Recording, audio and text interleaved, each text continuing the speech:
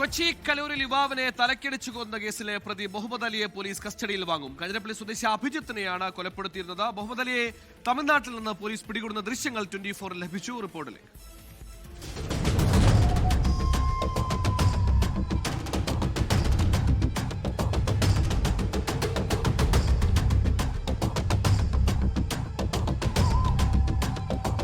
കൊലപാതകത്തിനു ശേഷം ഒളിവിൽ പോയ മുഹമ്മദ് അലിക്കായി കഴിഞ്ഞ 1 മാസത്തോളം അന്വേഷണം നടത്തിയെങ്കിലും പിടികൂടാൻ സാധിച്ചില്ല.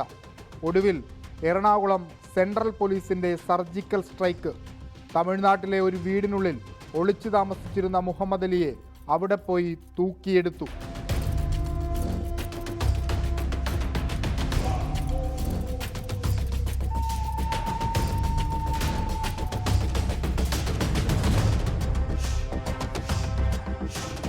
കൊല്ലപ്പെട്ട അഭിജിത്തും മുഹമ്മദ് അലിയും സുഹൃത്തുക്കളായിരുന്നു.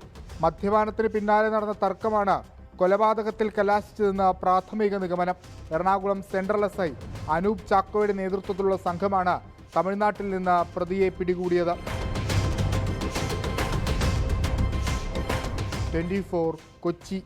ലോകത്തെവിടെയായാലും ഏത് സമയത്തും 24 വാർത്തകളും ഓഗ്മെന്റഡ് റിയാലിറ്റി പാക്കേജുകളും എക്സ്പ്ലെയിനറുകളും വിശദമായി കാണാൻ ഞങ്ങളുടെ യൂട്യൂബ് ചാനൽ നിങ്ങൾക്ക് സബ്സ്ക്രൈബ് ചെയ്യാം.